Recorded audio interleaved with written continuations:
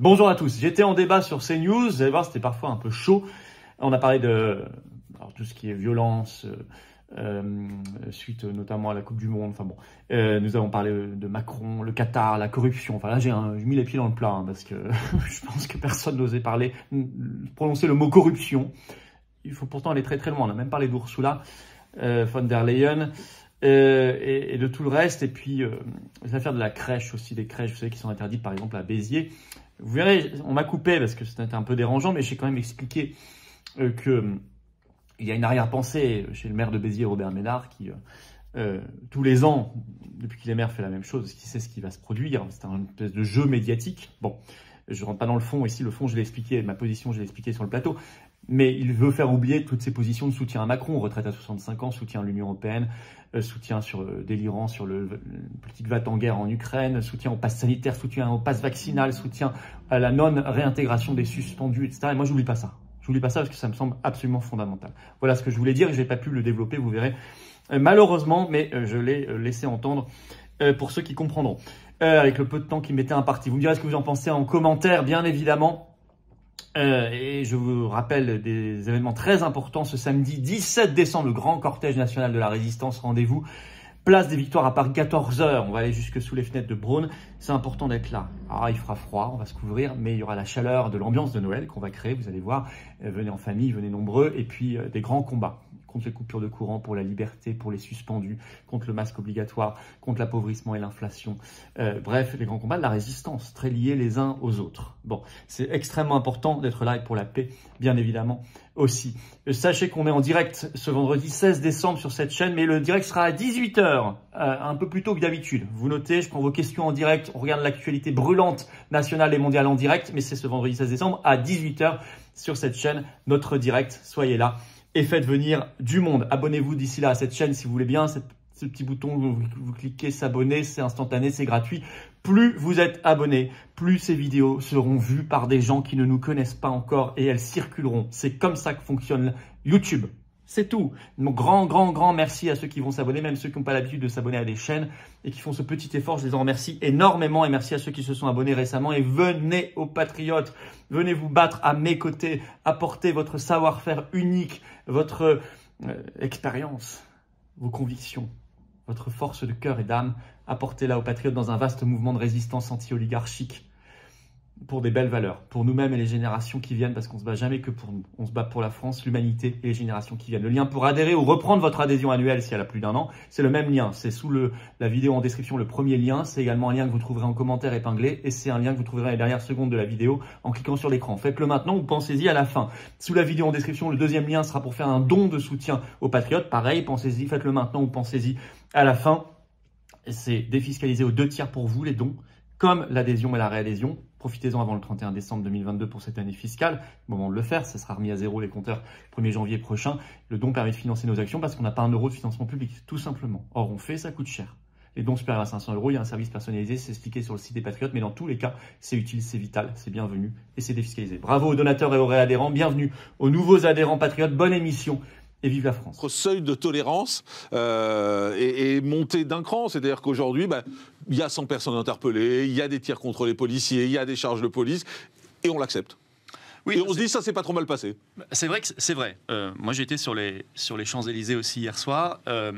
Honnêtement, c'était pas la guerre civile. On peut pas dire cela. Il y avait un énorme dispositif policier, mais énorme d'ailleurs. Je suis allé parler aux policiers qui m'ont dit. Et tant mieux, non? Merci, mais il fallait. D'accord. Parce qu'il n'y avait pas le choix, il fallait. Et ils m'ont dit, plutôt en fin de soirée, ils m'ont dit, j'ai dit ça a été, ils m'ont dit, on a couru partout. Ouais. Voilà, on a couru partout. Donc ça résume la chose. C'est vrai que notre seuil s'est effondré, c'est-à-dire que on avait l'habitude, il y a quelques dizaines d'années maintenant, que les choses se passent bien.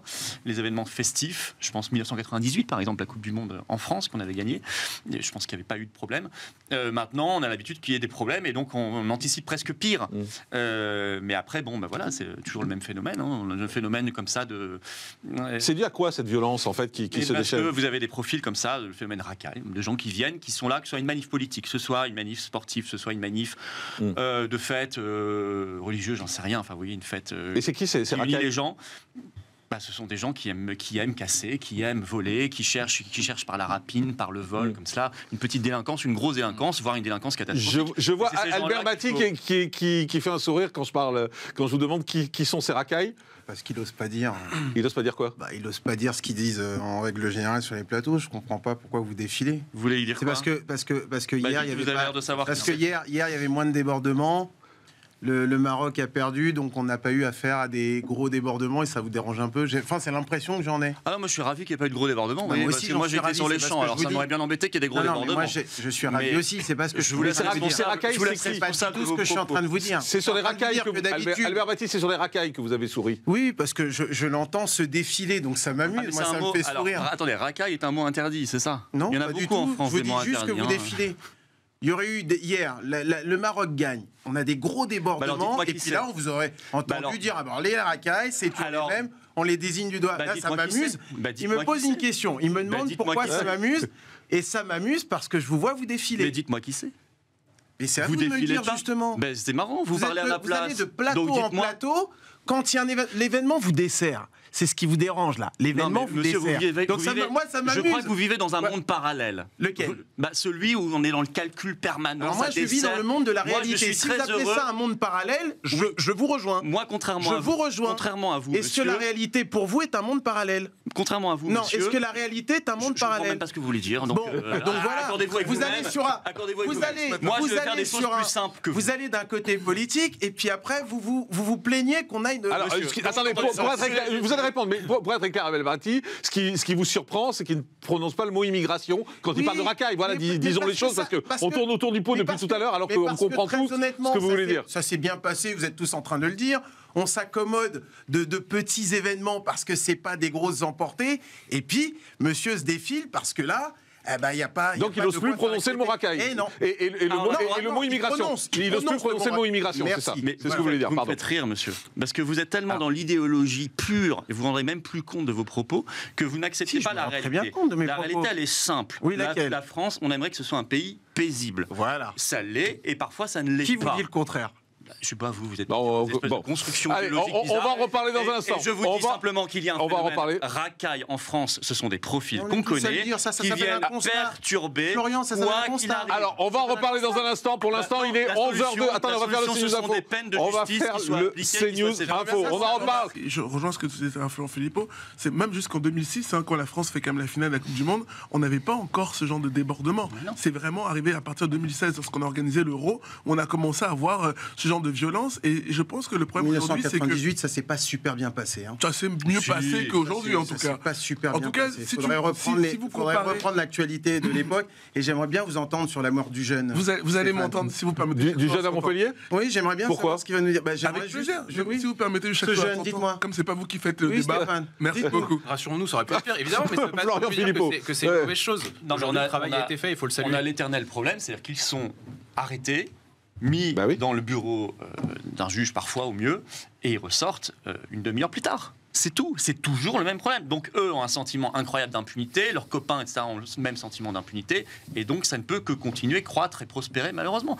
Et le monsieur, je constate, policier, a dit, je n'ai pas compris la tempête tout à l'heure sur le plateau, il a dit exactement la même chose que moi, ce sont les mêmes profils, toujours les mêmes, on les connaît, et il ne se passe rien derrière. Et j'ajoute, pardon ? Les groupuscules d'extrême droite, ils l'ont dit très clairement. Je suis pas sûr que là, il parlait de... Mais s'il faut arrêter des groupuscules d'extrême droite, on les arrête et c'est très bien. Un mot rapide, mais je ne pense pas que le policier, en l'occurrence, parlait de ces gens-là. Il y a un phénomène... de qui ? Là, je pense qu'il parlait des racailles. Lesquels ? Vous savez très bien les définir. Mais qu'est-ce que vous voulez que je définisse ? Moi, monsieur, je ne suis pas racialiste. Vous savez très bien les définir, mais comme il n'y avait pas de drapeau... Comme il n'y avait pas de drapeau... Comme il n'y avait pas de drapeau étranger... Comme on n'a pas pu avoir des images pour les identifier, comme on n'a pas pu d'avoir d'images pour les identifier, vous avez du mal un petit peu à vous exprimer. Mais monsieur, le problème que vous avez, c'est que vous vivez en dehors de la réalité.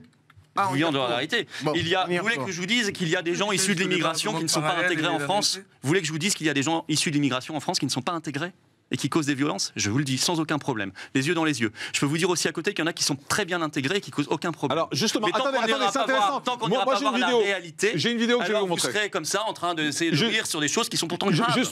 Le problème, c'est l'impunité. C'est le fait qu'on puisse aujourd'hui passer à la télévision ou en caméra en insultant la France, en disant entre guillemets, pardon, nique la France, et qu'au final, on ne soit pas arrêté, ni condamné, ni quoi que ce soit. Et donc, de ce fait-là, comme il y a cette liberté-là, ces gens-là se prennent pour tout permis, et c'est inadmissible. Il faut arrêter toutes les personnes violentes, que ce soit clair. Après, si on se limite à cela, parce que finalement votre journaliste à Lyon dit le problème c'était ça. Je ne suis pas totalement convaincu. Il y était. Que Lyon échappe. Je pense qu'il le sait bien. Lyon échapperait totalement au phénomène qu'on voit partout ailleurs en France. J'y crois pas une seconde. Je pense qu'il y a aussi un phénomène racaille énorme à Lyon et aux alentours, mais il faut arrêter clairement toutes les personnes violentes. Le seul problème sur l'extrait parce que j'ai pas réagi là, extrêmement anti-France, enfin épouvantable tout à l'heure là. On est là pour la carte vitale, etc. Il n'y a pas de conséquences. Vous dites qu'il y a des sanctions, il n'y a pas de sanctions. Comment se fait-il que ces jeunes-là... On l'a passé il y a 3 minutes, hein, donc on va voir. Très bien. On va voir s'il y aura des conséquences. On va suivre, parce qu'on va pouvoir les identifier. S'ils sont venus pour les allocs... Attends, écoutez. Non, mais s'ils sont venus pour les allocs, pour la carte vitale, etc., alors eux ou leurs parents, il va falloir leur couper. Moi, je pense qu'ils sont français. Vu leur âge, je pense que c'est soit leurs parents, soit même leurs arrières, leurs grands-parents. S'ils n'étaient pas français... Ils ont le passeport Bordeaux, donc ils sont déjà français. Non, mais j'ai pas dit que... Le problème, je pense qu'ils sont français comme vous. S'ils n'étaient pas français, la question devrait être de les mettre immédiatement dehors, mais ça ne serait pas fait non plus, vous inquiétez pas. Ça ne serait pas fait, évidemment. Mais qu'est-ce qu'on fait avec des jeunes comme ça, qui sont français, et qui viennent vous dire, nous on est là pour la carte vitale, nous on est là pour le passeport. Nous manquons d'arsenal, si nous n'avons pas de possibilité législative, nous devrions faire en sorte qu'ils sont là pour cela, ils insultent le pays qui leur donne cela, parce que c'est pas leur boulot. Qu'est-ce qu'on en fait ? On leur coupe, je sais pas, pendant 3 mois, 6 mois. On leur coupe quoi ? Les allocs ou je ne sais quoi, pour les parents. Qui sont au-dessus, pas au-dessus. Ils se mettent... Attendez. Il y a un citoyen au-dessus, en dessous. Mais un citoyen, il a des droits, il a des responsabilités. Quand un citoyen crache sur son propre pays et sur les compatriotes, alors il se met lui-même en dessous. Voilà. Et qu'il en tire donc les conséquences. S'il se met lui-même en dessous, alors il a moins de droits. Je suis désolé. Donc on leur coupe les allocs, on leur coupe, on coupe à la famille. Vous imaginez ce genre de propos ? Non, pour les gens qui se lèvent le matin, les gens qui se lèvent le matin, qui bossent pour payer les allocs à ces gens-là, comme peut-être leurs parents d'ailleurs sont navrés. Peut-être qu'ils n'ont pas d'allocs, vous dites qu'ils ont des allocs. C'est eux qui le disent. Je sais pas. Eux le disent, on est là pour ça, donc ils doivent en avoir. On est là pour la carte vitale, il a dit. Albert Vasquez, qui est une forme d'alloc. C'est moi qui vis dans un monde parallèle. Vous êtes sérieux quand vous parlez ? C'est-à-dire que vous voulez différencier des Français ça s'appelle la loi, qui sont monsieur. Français, qui sont nés sur le sol français, qui ont un passeport français. Vous savez, la loi fait des différences entre les gens selon vos actions.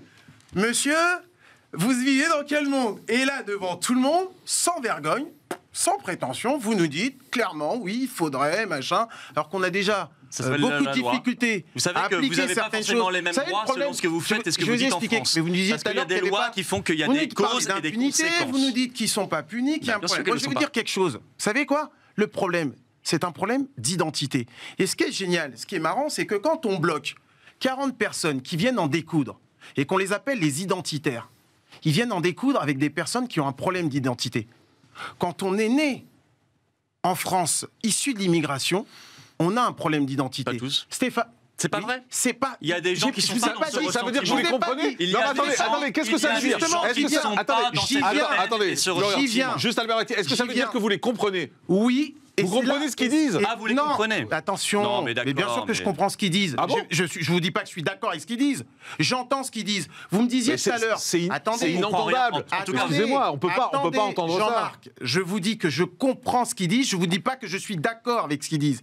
Je vous dis que ces personnes-là, ils ont la haine, ils ont la rage. Vous me disiez. Mais la rage contre quoi ? Mais la rage contre un État français où ils ne se reconnaissent pas. C'est un problème d'identité. Mais arrêtez, Albert. Quand ils disent on est là pour la carte vitale, on est là pour le passeport. Mais si vous me demandez. Mais en quoi ils se reconnaissent pas dans l'État français ? Ça veut dire que l'État français leur donne la carte, leur donne le passeport. Ils abusent de l'État français.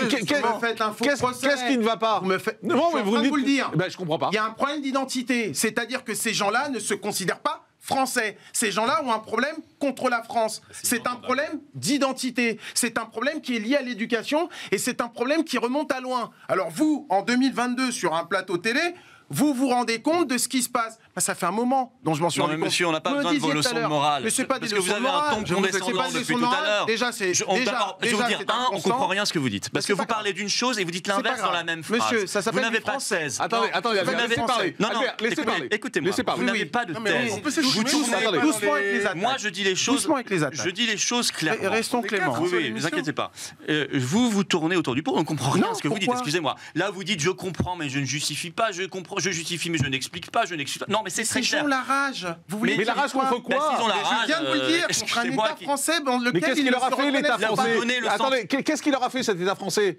Je vous répète que c'est un problème d'identité. Vous avez un double discours. Du moment... Alors, et il assume. On ne peut pas féliciter le Qatar quand il y a eu 6500 morts pour faire cette Coupe du Monde. On ne peut pas le féliciter pour l'organisation, puisque il y a du sang partout, c'est épouvantable. Deux, au moment où on nous parle de sobriété énergétique, tous ces allers-retours, qui s'occupent déjà de remettre le chauffage dans les salles de classe et les chambres d'hôpitaux en France, où il y a des malades à 10 degrés et des enfants aussi, et ce sera quand même plus sérieux. 3. On est dans un scandale où je vous signale qu'il y a une vice-présidente du Parlement européen qui est en tôle en ce moment pour corruption par le Qatar. 4 au total qui sont en prison. Ça perquisitionne dans tous les sens, et tant mieux. Il y a un vaste problème qu'ils aillent d'ailleurs voir chez Mme Ursula von der Leyen, ce serait intéressant qu'on retrouve ces textos, ces SMS, ça serait pas mal non plus. Mais ça sera peut-être le plat de résistance qui viendra un peu plus tard. En tout cas, il y a un problème de relation entre la classe politique française et le Qatar depuis des années. Il y a beaucoup de corruption.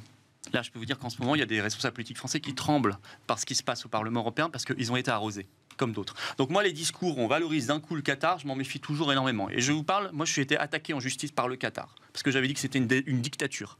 Ils m'ont attaqué pour essayer de brider ma liberté d'expression. Ils ont perdu. Mais ce sont les méthode de cet État voyou. Donc on n'a pas à le féliciter. Attendez, pas tous en même temps. Ou ce qu'il doit dire. Personne. Un dernier mot, personnellement, je me suis pas réveillé il y a 3 semaines sur cette affaire. Ah d'accord. Ben non, moi je vous dis, le Qatar a porté plainte contre moi, un État contre un individu. C'est rare. Et c'est rare. Et parce que j'ai dit les choses. Et je mets les pieds dans le plat sur la corruption. Oui. La classe politique française est très corrompue par le Qatar depuis des années. Il va falloir un jour qu'on fasse une grande opération maintenant. Alors sur la crèche incendiée, j'espère qu'on va trouver grâce aux images les personnes et qu'elles seront condamnées. C'est un acte, là je pense, clairement anti-chrétien en fait. Si Jésus, Marie, Joseph sont visés, on est dans un acte avec le feu qui est vraiment mis sous le berceau. Là, ça paraît assez clair. Bon, c'est navrant. Concernant Béziers, moi je pense que ça devrait être qualifié de culturel et non pas cultuel. Parce que c'est culturel, surtout dans le Sud. Enfin, on sait que ces crèches. Donc, je comprends jamais ces décisions de justice. C'est tous les ans la même chose. Alors, vous savez, c'est Robert Ménard à Béziers. Hein. Donc, pour le coup, là, je trouve qu'il devrait pouvoir mettre sa crèche. Mais je pense qu'il fait ça tous les ans. Pour faire oublier beaucoup de choses. Oui, mais ça si. Bon. Non, mais la question, est-ce que la Ligue des droits de l'homme, son boulot, c'est d'essayer de venir faire enlever la crèche? Enfin, c'est manifestement son boulot. Mais ce que je voulais dire, c'est que Ménard, à côté, soutient la retraite à 65 ans, le pass sanitaire, le vaccinal. Non, on s'en fout pas. On s'en fout. Florent Philippon, franchement, vous mélangez tout. Mais non, je mélange pas. On n'en a rien à faire. Tous les ans. Arrêtez. Je pense qu'il lance aussi. Ça m'intéresse pas. Ça m'intéresse pas. Je vous dis, ça m'intéresse pas. Je veux dire pourquoi la crèche. Jean-Marc, moi, je vais vous intéresser. Ça tombe bien. Il lance un clin d'œil à son électorat.